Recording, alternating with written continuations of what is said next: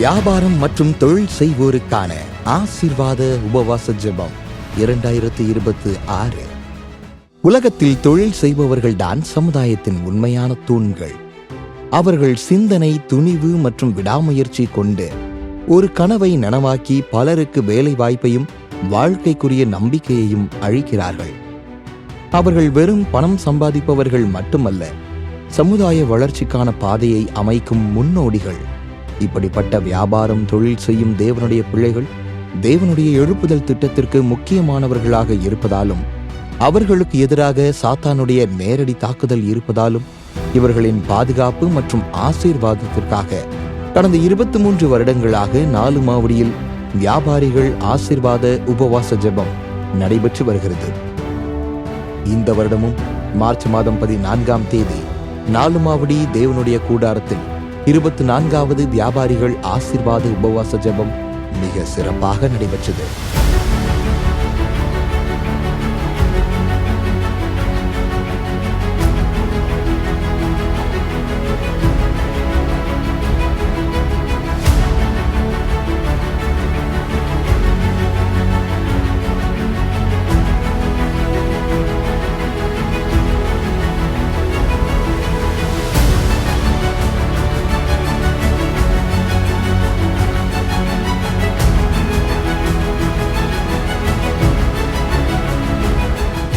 இந்தியாவின் பிற மாநிலங்களிலிருந்தும் தமிழ்நாட்டின் பல்வேறு பகுதிகளிலிருந்தும் 50,000த்திற்கும் அதிகமான வியாபாரம் மற்றும் தொழில் செய்கிற தேவனுடைய பிள்ளைகள் மிகுந்த எதிர்பார்ப்போடும் உற்சாகத்தோடும் இக்கூடுகையில் கலந்து கொண்டார்கள்.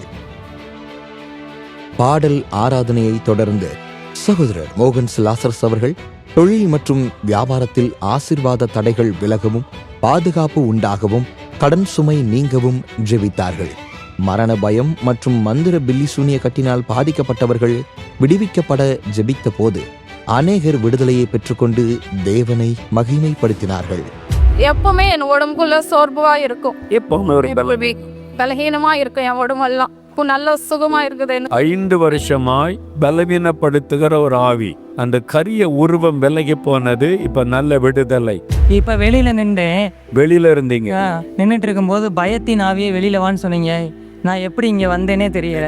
இங்க வந்து நான் நிக்கும் போது என்னை விட்டு ஒரு 3 உருவம் கருப்பா உருவம் வெளியேறி இந்த இடத்துல இருந்து வெளியில நாக்க நீட்டி அப்படியே வெளியில போச்சு.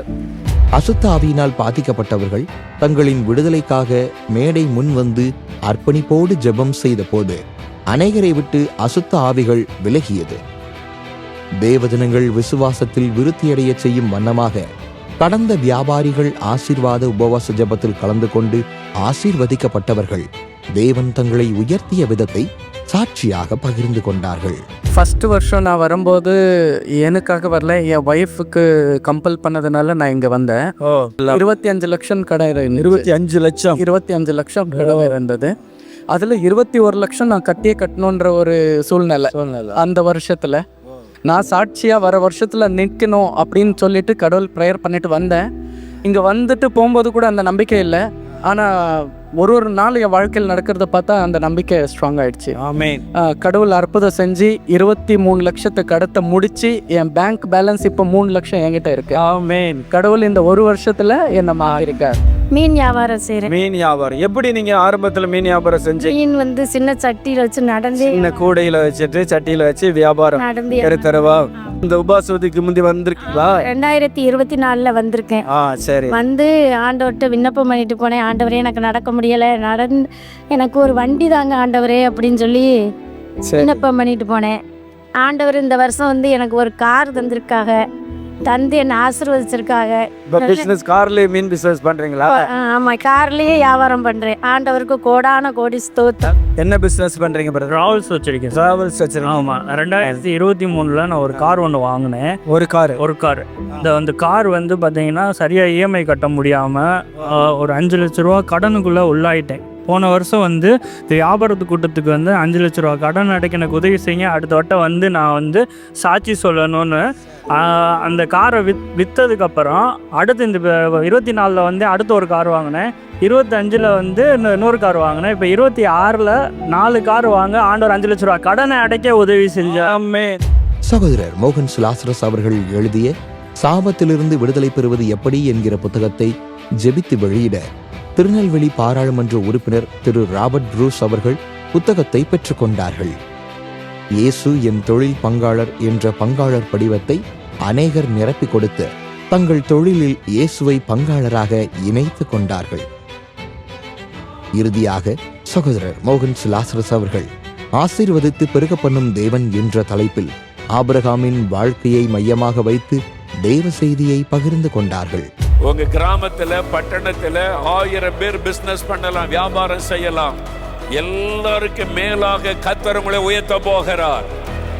எல்லா வியாபாரிகளுக்கு மேலாக உங்களுடைய வியாபாரத்தை பெருக பண்ண போகிறார். உங்க பட்டணத்திலேயே நீங்கள் தலையாய் மாற போகிறீர்கள். நீ வாளாகாமல் தலையாவாய், நீ கீழாகாமல் மேலாவாய். அதுதான் வாக்குத்தத்தம். ஆபிரகாமுக்கு தேவன் கொடுத்த மாதிரி உங்களை ஆசீர்வதிக்க போகிறார். அல்லேலூயா. ஜெப நேரத்தில் வந்திருந்த திரளான ஜனங்கள் கர்த்தருடைய வார்த்தைக்கு கீழ்ப்படிந்து செயல்பட தங்களை அர்ப்பணித்தார்கள்.